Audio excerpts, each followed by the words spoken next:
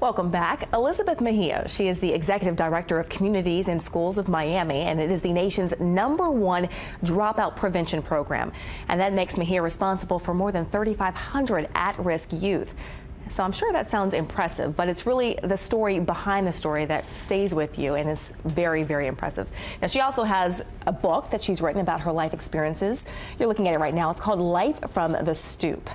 This strong leader and community activist. She's here with me now in our studio to talk a little bit about her experiences. But first, we want you to tell everyone a little bit about where you came from, because that kind of puts everything in perspective, her amazingness in perspective, really. So thank you very much for being with us. We appreciate it. Thank you so much for having me. I really do appreciate that. And definitely for me, my work, it is an extension, it's like a ministry, it's a passion, something that I do because I really believe in it. In my particular case, I know, like many of the children that we serve, I came from a very low income background. I lived in the projects. I lived with a single mom. I know what it is to have violence around me, whether it's gang involvement with extended family, selling drugs.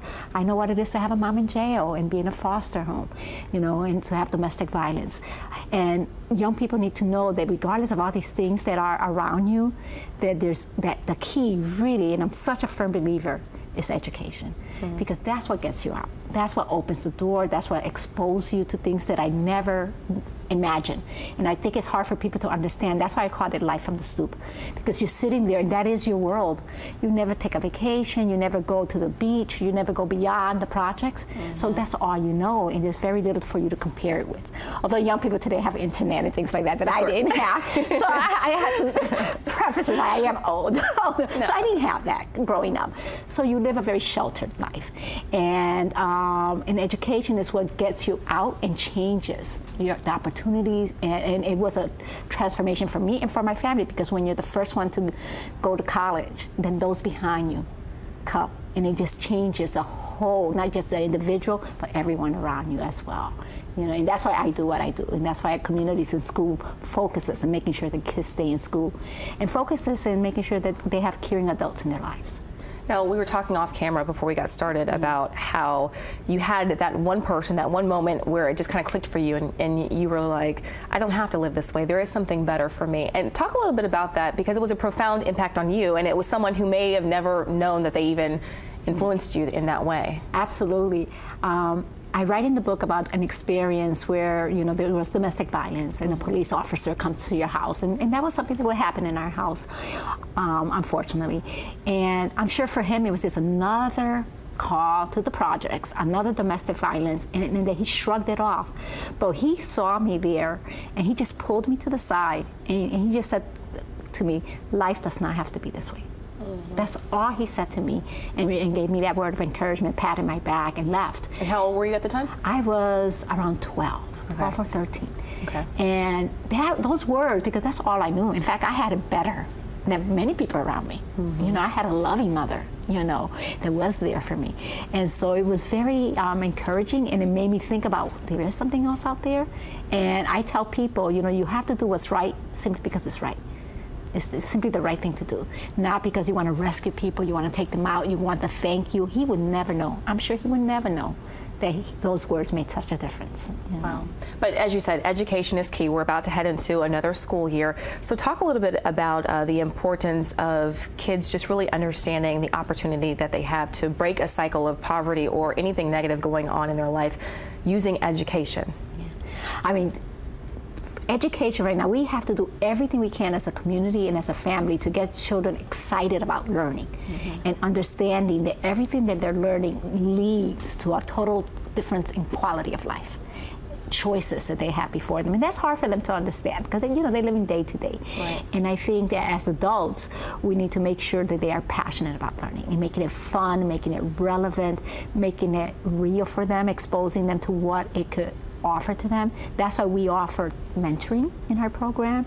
We offer tutoring, you know, because kids come, with challenges, and they don't always share that. And having someone in the school that they could talk to, and believe me, there's teachers and there's counselors, and then we put a site coordinator in the school.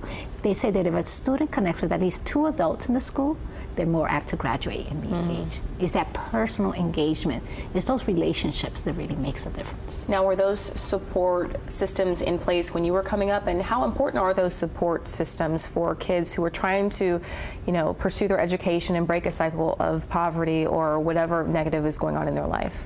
Well, definitely, it's critically important. Research definitely confirmed that, doing literacy work early on, doing tutoring and mentoring and giving the kids counseling and wraparound services do make a difference. But more importantly, just the relationship to point the kids out of there, it makes an everyday difference in their life. In my case, and I'm sure in many cases, sometimes you don't take advantage of things. I'm not going to say those resources weren't available. Did I take advantage of them? No, I didn't know to take advantage of them, and I think that's why we have to seek students out. We assume that they're savvier than what they are, because they project that confidence, right? And my staff, they go out, whether it's the shy student, the students who's acting now, the smart student, every student just build that relationship, because you just can't assume what was going on in my life. No one would have ever known. I was a good student. I was quiet. I was never in trouble. No one ever knew. So what's your message to kids that are about to go into this new school year? What's the one thing, the one takeaway that they should take away from this conversation and from your book? My message is to make sure they take advantage of everything there is out there available to them. Don't be shy. Ask again, be assertive. And I know it's hard as a young person, but we need those skills. We need the skills to network and to take advantage of opportunities. And if you don't see it, create it, ask about it. You'd be surprised, especially Miami, such a wealth of resources here. So that would be my first thing. Don't be shy. Don't be shy about asking, looking for that one person and really taking advantage, because it makes learning more fun for you. They'll be more engaged and they'll get more out of it. Well, we know that the people are out there, people like you. You're certainly an example of that. So thank you very much for being with us. We appreciate it. And again, your book, Life from the Stoop. So I'm going to check that out. It sounds very, very interesting, and I think that it's going to make a difference in people's lives. So thank you for being with us. Well, thank you for having me. No problem.